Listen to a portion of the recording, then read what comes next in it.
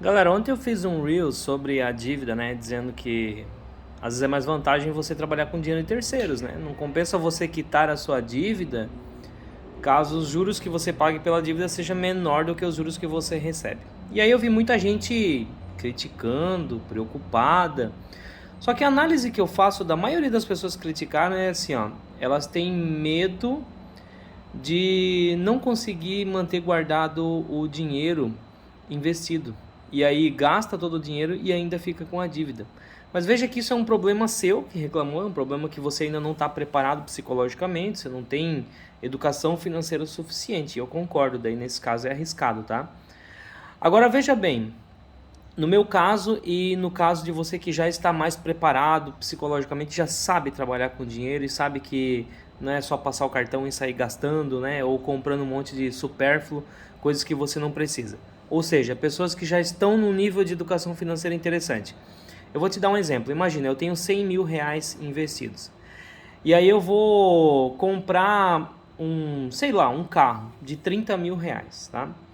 O que compensa mais? Eu tirar esses 30 mil, ficar só com 70 mil investidos? Ou, se o rendimento que eu tenho é muito bom nesses 100 mil, será que não compensa de repente eu financiar esse 30? Aí eu continuo com 100 mil investido, financio o 30, trabalho com dinheiro de terceiros, já que sai mais barato para mim, né?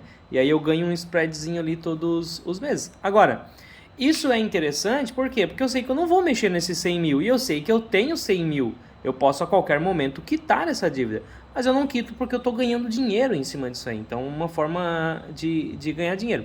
E aí teve gente que diz assim, mas tem que ver que numa situação crítica, numa situação em que a gente entra numa crise, você pode perder seu emprego e ficar sem conseguir pagar a dívida. Mas é justamente por isso que a gente tem um fundo, né? Imagina, se eu tenho 100 mil reais investidos e eu tenho uma dívida de 30, se eu fico sem emprego, eu tenho 100 mil reais para sobreviver nesse período.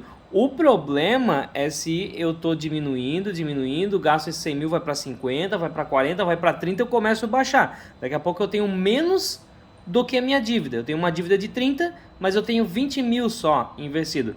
Aí eu começo a entrar numa fase bem crítica, tá? Ainda eu tenho aquela folga, né, para tentar readministrar essa situação, ir pagando a dívida e acumulando novamente. Mas eu entro numa fase mais crítica de fato. Agora veja que quando eu tenho o meu patrimônio investido bem maior do que a minha dívida, é super tranquilo isso. Isso se chama dívida líquida negativa ou caixa líquido positivo, que a gente já entra em análise fundamentalista de empresas.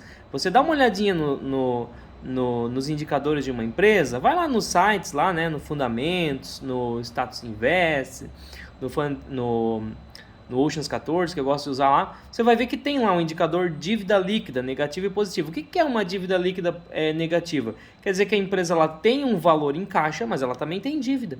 A maioria das empresas tem dívida. Só que às vezes você olha lá, a empresa tem 1 bilhão no caixa e tem 300 milhões em dívida. Ué, por que cargas d'água a empresa não pega e já não quita logo? Se ela tem 1 bilhão, tem 300 milhões de dívida, por que não pega e não quita esses 300 milhões de dívida aí e fica com 700 milhões em caixa? Pelo simples fato de que todos os meses ela ganha dinheiro em cima dessa diferença. Por quê? Porque esses 300 milhões de dívida aí, de repente ela paga 5% ao ano de juros.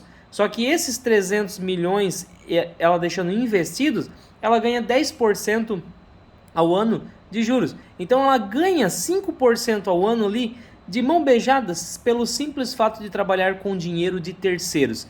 Isso é gestão financeira inteligente e eu consigo ver se isso está dando certo para uma empresa, no caso falando de empresas, quando eu olho lá o indicador que diz resultado financeiro. Se o resultado financeiro é positivo, significa que o caixa da empresa está dando mais lucro do que a dívida que essa empresa tem. Está compensando ela trabalhar com dinheiro de terceiros. Nas nossas finanças pessoais, a gente também tem que aprender a analisar o resultado financeiro. Se no final do dia está dando positivo, você está de parabéns, é uma boa gestão.